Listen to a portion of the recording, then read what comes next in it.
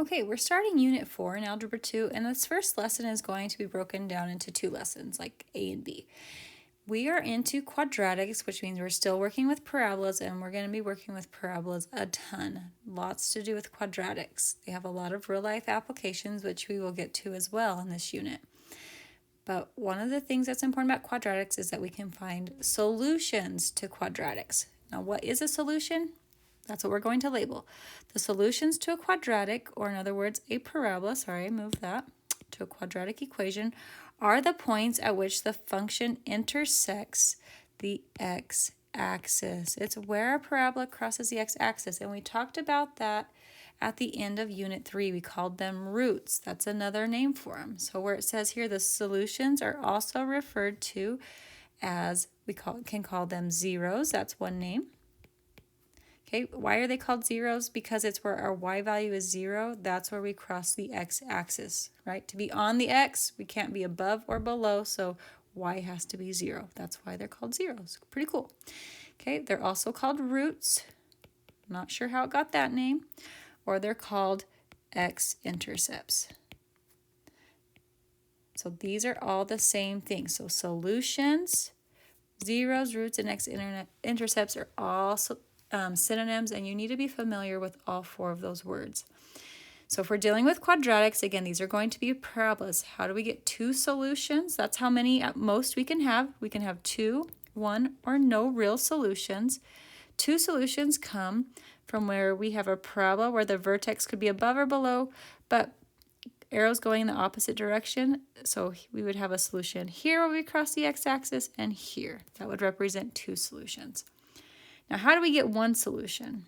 Okay, we could get one solution if our vertex is resting on the x-axis. Okay, so that's not passing through twice, it's like sitting on it. Another way to show it, I'll show it another way in blue.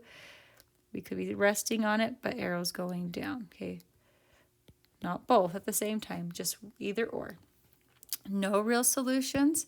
Now, this would be if you had a vertex like above or below, but then never passing through. So like this vertex is above the x-axis, arrows going up. Or we could say vertex below the x-axis with arrows going down. Because it never crosses this x-axis, there's no real solutions. You're about to enter some really fun times in this unit where you get to learn about imaginary solutions. They are awesome. So in this unit, we are finding the solutions to the parabola that we're going to graph by graphing. We can find solutions by graphing, or we can find them algebraically, and that's why this lesson is broken down into two parts. Today we're focusing on getting the answers by that visual representation of the graph. We can see it with our eyes where it crosses the x-axis, or tomorrow we're going to learn how to do that algebraically, which is done by factoring, which you guys all love so much. So by graphing, here we go. First, we have this function f of x equals x squared plus 2x minus 3. We need to graph it. So you would type it into your graphing calculator, or you could be using x equals negative b all divided by 2a to get the x value of a vertex, but we do need to find where the vertex is, okay, and work our way outwards. So when I could do negative b over 2a to get the x value of the vertex. That would be negative 1. That's already done, shown here on the side. The y value, when we plug negative 1 for x, becomes negative 4. Again, or you could find that on your graphing calculator or on Desmos. Okay, working our way outwards from there, we have negative 2, negative 3, negative 4 for our x's, and 0, 1, and 2. Okay, what are the y values that go with us? We have negative 3 on either side, negative 4. Love that symmetry. 0 on either side of negative 3, and negative or positive 5 on either side of that. So let's plot these points. We're going to start with our vertex, which is at negative 1, so 1 left, and 1, 2, 3, 4 down. Then on either side of that, we're going to negative 3. On either side of that to 0 for x. And then on either side, we're up to 5. 1, 2, 3, 4, 5. There we go. And connect our points. Okay, so that's our graph. Now, what we want from it this time is different than from things we've wanted before. We want the solutions. We want to know where, okay, not just how many, but where do we cross the x-axis. So look right here. Here's my x-axis that I'm highlighting. what values are we crossing the x-axis? And that's happening here for x and here. What are those x values? So if we go back to the origin, we're going left 1, 2, 3. This is negative 3. And on the right side, we are at positive 1. So we have two solutions, which we can see we crossed 2 times at negative 3 and 1. So we write this as a solution set. I'm going to write it down right here. When you write a solution set, you use braces. And I would say least to greatest is usually how we go, negative 3, comma 1. The reason why we don't use parentheses is because parentheses mean an ordered pair, an x and a y value. These are two x's, and you would say like maybe x equals to show you're making a solution set. Now, what's another way to see that? Okay, let's make some connections here. If we are crossing the x-axis, y has to be 0. Okay, so look at the table where I'm highlighting. When y was 0, negative 3 for x here.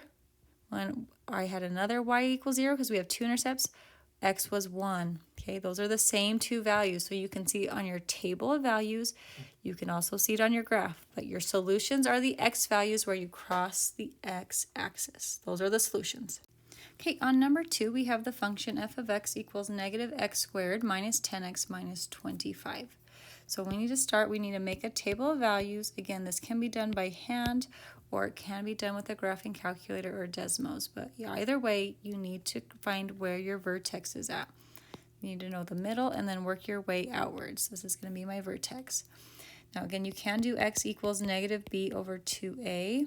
In this situation, we would have negative 10. Negative 10 is a b value because it's in front of x over 2 times negative 1. So 10 divided by negative 2 equals negative 5. Negative 5 would be the x value, your vertex, if you're doing this all out by hand. To get the y value of the vertex, you would plug negative 5 into your x value. So you'd have negative and then parentheses negative 5 squared minus 10 times negative 5 minus 25. You would type that into your calculator or order of operations, work it out, and you would get 0. Okay, so our vertex is therefore at negative 5 for x, 0 for y. And I do know that this should be a parabola that's going downwards because I have a negative in front of x squared. Okay, so we should have some kind of sad parabola here.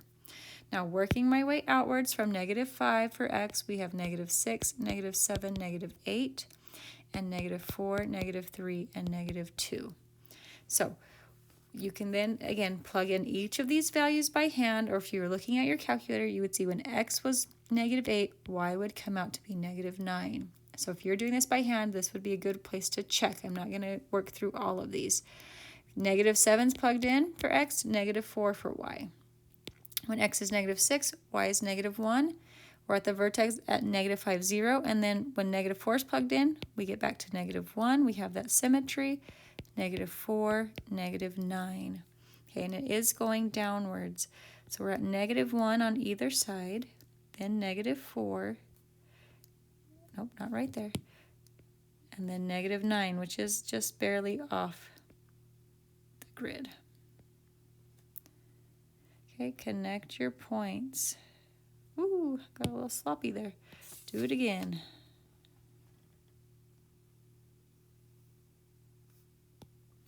Okay, solutions. Again, I'm not asking about domain range or anything else here. I want to know, where are my solutions? Where do we cross or touch the x-axis? And you can see that we don't really pass through two different parts of the line. Our vertex is resting on the x-axis. Okay, so that puts it, let's make my pin back. Okay, right here, what is that x value? That x value is negative 5. There's only one solution here. So we would say our solutions are x is equal to, in braces, negative 5 for x. Again, how would you have seen that on the table? To be on crossing or touching the x-axis, y can't have any up or down movement. It has to be 0. What's the x value? It's the x values where we cross the x-axis. So negative 5. Again, that answer was negative 5. So there's two ways to see it, on the graph or in your table. Okay, number 3, our function is f of x equals x squared minus 6x plus 8. So we're going to create a table of values here. Okay, x, y column, we need to start by finding our vertex, what goes in the middle of our table. Again, you could do x equals negative b over 2 times a. We would have negative negative 6 over 2 times 1, which comes out to be positive 3. That would be the x value of our vertex.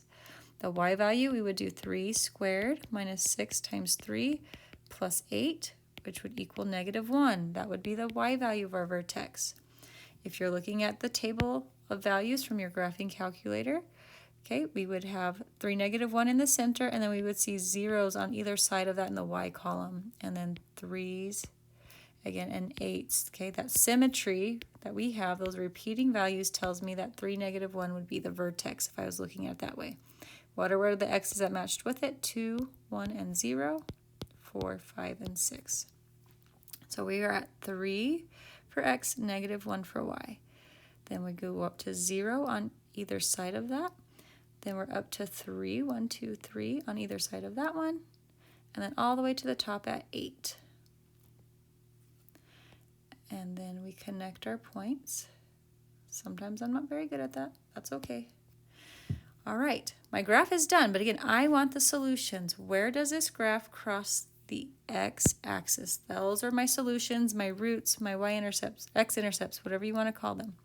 So let's move across the x-axis to get a good visual here. I'm crossing twice. That means I'm going to get 2 solutions. What are those solutions? Okay, right here. Again, make it darker here and here. What are those x values? This one would be 2 for x. This one would be 4 for x. So those 2 solutions would be x is equal to 2, 4 in braces because they're both x values.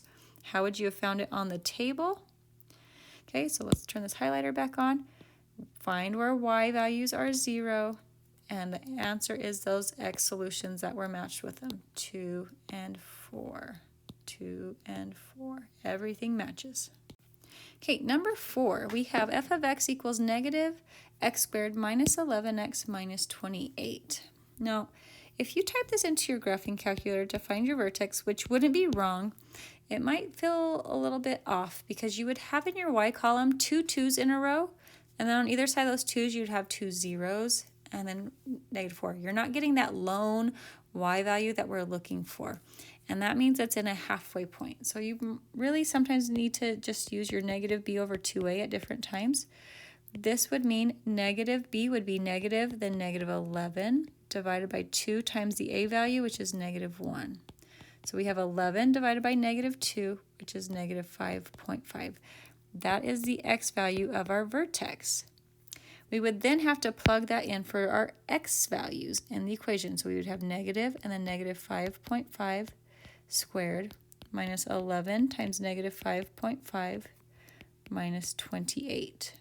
Typing that into your calculator, that would equal 2.25. So we have kind of a funky vertex here. That doesn't mean everything's funky, just that middle point. Now, what's the next whole number on either side of that? What did it say where we had those 2 2's on either side? We had negative 6 and negative 5. So again, this negative 5.5 was just halfway in between them. And then we have negative 7 and negative 8 and negative 4 and negative 3. So we have zeros on either side of that and then negative 4. So graphing our vertex, so negative 5.5, so we're in between negative 5 and negative 6, which is kind of here. And then we're going up 2 and a little bit more. So my vertex is, we're just going to make a dot right there. Just do your best to eyeball it. And then on either side of that, the whole number of points, negative 5 and negative 6, we are at 2, so it went down just a little bit. And then on either side of that, we are at 0. And on either side of that, we are at negative 4. So here's our graph. So what are the solutions? Okay, where do we cross the x-axis? So here's my x-axis. Notice I crossed twice, so I do have 2 solutions. Okay, what are the x values? I make them red and make them a little bit darker. What is the x value here? 1, 2, 3, 4 to the left. That's negative 4.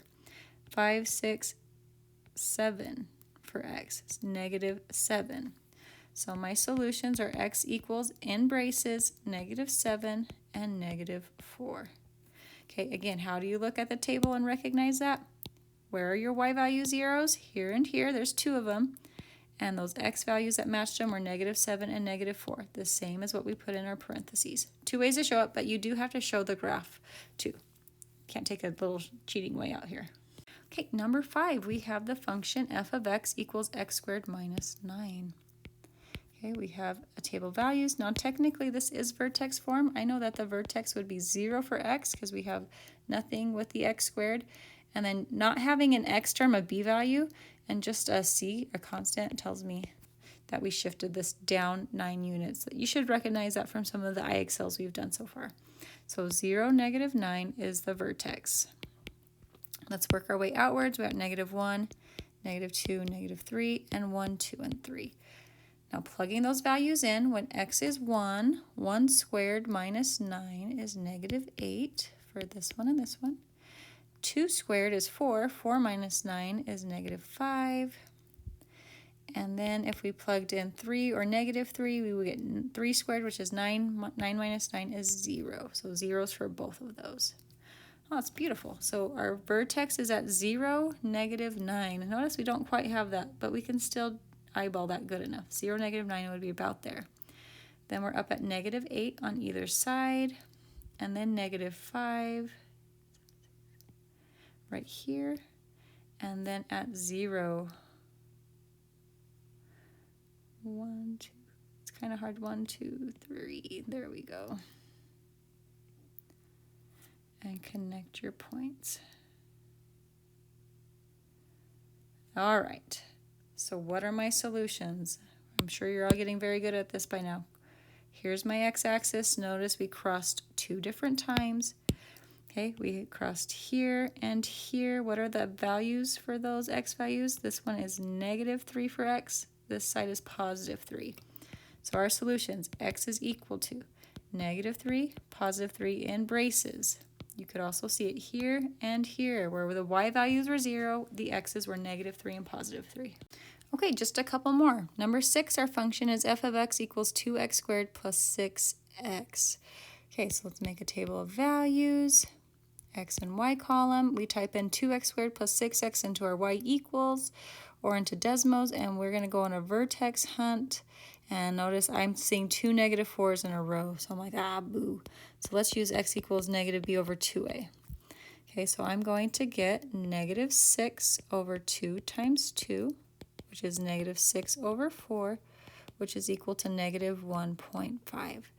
That is the x value of my vertex. Okay, it's a halfway point in between those negative 2 and negative 1, what our y values at negative 4 were showing us. Okay, then you could plug those in. We would have 2 times negative 1.5 squared